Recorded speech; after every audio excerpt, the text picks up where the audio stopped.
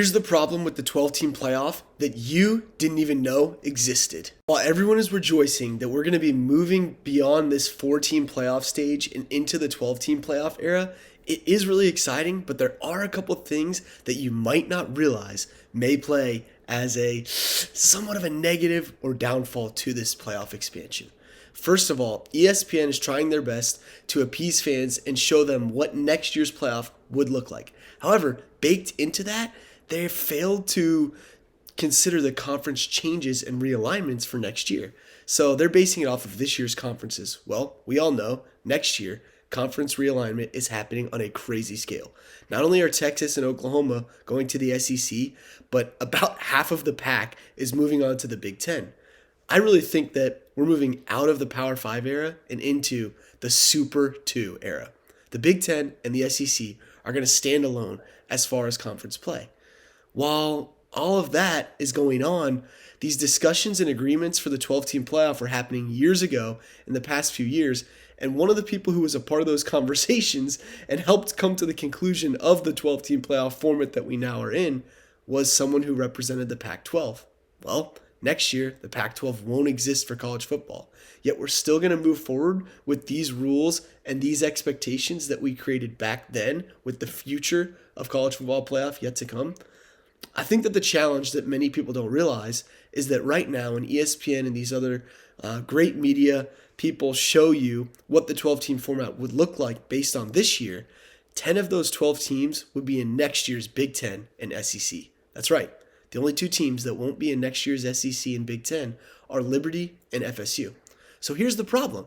They've baked into next year's 12-team playoff 6 automatic bids. That's right, 6.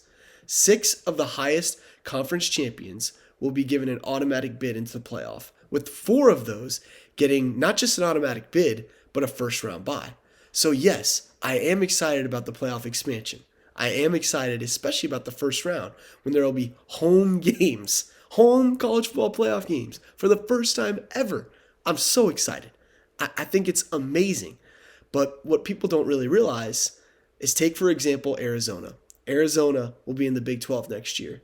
And if we actually did the correct projection of next year's 12-team playoff, Arizona wouldn't just be in, they wouldn't sneak in as a 12 seed, but assuming that they won the Big 12, they would have a first-round bye. Now, are you okay with, let's say Georgia wins the SEC next year, and Alabama, and LSU, a Missouri, whoever, fill in the blank, a Tennessee that has a really good season, not having an automatic bid into the playoff and their highest potential being a 7 seed? Think about all the teams that are going to be in the Big Ten next year. You're going to have an Oregon, a Washington, a Michigan, an Ohio State, a Penn State, a UCLA. And if these teams even have 2 or 3 losses, there's not going to be enough space for all of these really good quality teams to make the 12-team playoff. Now, if you're Florida State, you're bumming right now, and rightfully so. You deserve to be in the playoff.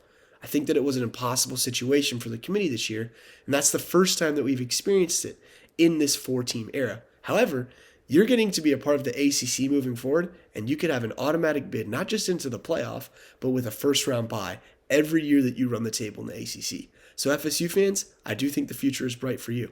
But college football fans, do we really think that this 12-team format with 6 automatic bids and the 4 highest conference winners getting an automatic bye, do we really think this is the best for the future of the sport?